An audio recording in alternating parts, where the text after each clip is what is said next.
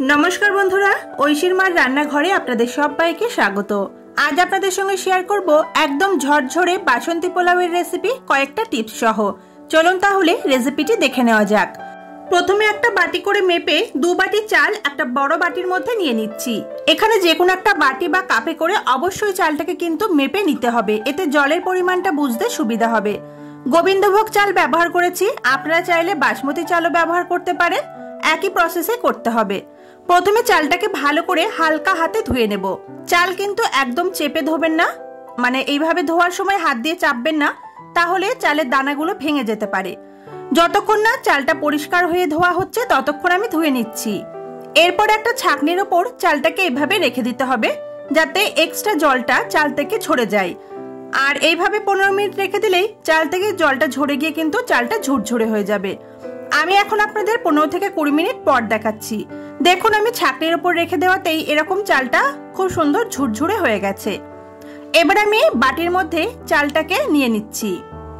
এরপর চালটাকে আমাদের ম্যারিনেট করতে হবে। তার জন্য চালের মধ্যে প্রথমে দিয়ে দিলাম 2 চামচ পরিমাণে ঘি, 1 চামচ দিয়ে দিচ্ছি আদা বাটা, সাথে হাফ টিস্পুন গরম মশলা গুঁড়ো আর হাফ টিস্পুন হলুদ গুঁড়ো। এই সমস্ত কিছুকে ভালো করে চালের সাথে হালকা হাতে মাখিয়ে নিতে হবে। আর চালটাকে আমাদের ম্যারিনেট হতে রেখে দিতে হবে প্রায় 15 থেকে 20 মিনিট মতো। আর এই বাসন্তী পোলাও রান্না করার সময় ঘিয়ের মানটা যদি একটু বেশি ভালো হয় তাহলে কিন্তু পোলাওটাও খুব সুন্দর হয়। আমি 15 থেকে 20 মিনিট মতো চালটাকে ম্যারিনেট হতে রেখে দিচ্ছি। এরপর 15 থেকে 20 মিনিট পর একটা কড়াইতে 2 টেবিল স্পুন সাদা তেল দিয়ে দিলাম, সাথে 2 টিস্পুন ঘি দেব। আপনারা চাইলে সম্পূর্ণটাই কিন্তু ঘিতে রান্না করতে পারেন। ঘি আর তেল ভালো মতো গরম হয়ে গেলে ফোড়নে দিয়ে দিচ্ছি 2টো তেজপাতা ছোট, আর এখানে গোটা গরম মশলা নিয়েছি, ছোট এলাচ, লবঙ্গ, দারচিনি। ছোট এলাচের মুখগুলো কিন্তু অবশ্যই একটু ফাটিয়ে দেবেন। ফোড়নটা একটু ভাজা হতে দেব। মিষ্টি গন্ধ ছাড়তে শুরু করলে দিয়ে দেব কয়েকটা কাজু বাদাম। গ্যাসের ফ্লেমটা লোতে করে দিতে হবে এই সময়। কাজু বাদামটাকে অল্প একটু নাড়াচাড়া করব। কাজু বাদামটা হালকা একটু ভাজা হয়ে গেলে দিয়ে দেব কিশমিশ। কাজু বাদাম কিশমিশ একসাথে দিলে কিশমিশটা কিন্তু পুড়ে যেতে পারে, তাই কিশমিশটা অবশ্যই পরে দেবেন। আর পরিমাণটা আমি বললাম না, এটার পরিমাণ কিন্তু আপনারা নিজেদের পছন্দ মতো বাড়িয়ে বা কমিয়ে দিতে পারেন। কিশমিশ একটু ভাজা হয়ে গেলে দিয়ে দিচ্ছি ম্যারিনেট করে রাখা চালটাকে।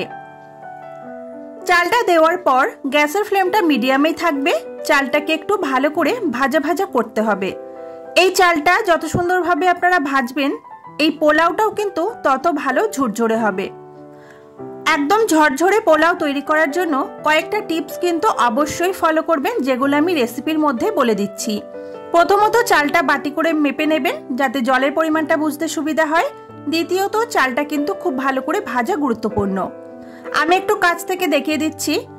যখন দেখবেন চালটা ভাজা হয়ে গেছে তখন এরকম চালটা একদম ট্রান্সপারেন্ট হয়ে যাবে আর একদম স্বচ্ছ দেখাবে।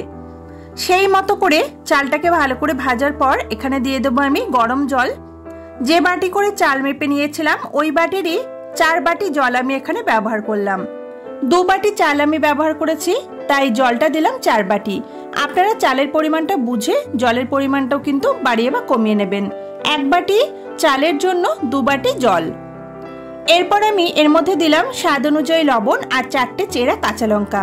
এবার ভালো করে মিশিয়ে দিয়ে ঢাকা দিয়ে গ্যাসের ফ্লেমটা লোতে রেখে আমাদের এটাকে দমে রেখে দিতে হবে। 7 থেকে 10 মিনিটের মাঝে কিন্তু অবশ্যই 1 থেকে 2 বার ঢাকনাটা খুলে নাড়াচাড়া করে দিতে ভুলবেন না। আর গ্যাসের ফ্লেমটা কিন্তু কোনোভাবেই বাড়িয়ে রাখবেন না, তাহলে কিন্তু পোলাওয়ের যে জলটা সেটা খুব তাড়াতাড়ি শুকিয়ে যাবে আর ভাতটা ভালো মতো সিদ্ধ হবে না। আমি এখানে 10 মিনিট পর আপনাদের দেখাচ্ছি। দেখুন জলটা ভালোভাবে টেনে নিয়েছে, তবে পোলাওটা কিন্তু এখনো অতটা ঝরঝরে হয়নি। এবার আমি এখানে দিয়ে দিচ্ছি স্বাদ অনুযায়ী চিনি। এখানে মিষ্টিটা যে যতটা পছন্দ করবেন সেই অনুযায়ী দেবেন। আমি এখানে 3 টিস্পুন মতো চিনি ব্যবহার করলাম। বাসন্তী পোলাও একটু মিষ্টি মিষ্টি ভালো লাগে, তবে অবশ্যই নিজেদের স্বাদ মতো চিনিটা ব্যবহার করবেন। এবারে গ্যাসের ফ্লেমটা মিডিয়াম টু হাইতে করে দেব। আর পোলাওটাকে হালকা হাতে আমাদের 2 মিনিট মতো নাড়াচাড়া করতে হবে। লো ফ্লেমে পোলাওটাকে রান্না করার পর 2 মিনিট হাই ফ্লেমে নাড়াচাড়া করতে হবে আর খুবই হালকা হাতে। তবে জলজলে ভাবটা কিন্তু এখনই চলে যাবে না। এটা রেডি হয়ে গেলে আপনারা পোলাওটা ঢাকা দিয়ে রেখে দেবেন একটু ঠান্ডা হওয়ার জন্য। একদম ঠান্ডা হবে না, তবে তার আগেই কিন্তু পোলাওটা ঝরঝরে হয়ে যাবে।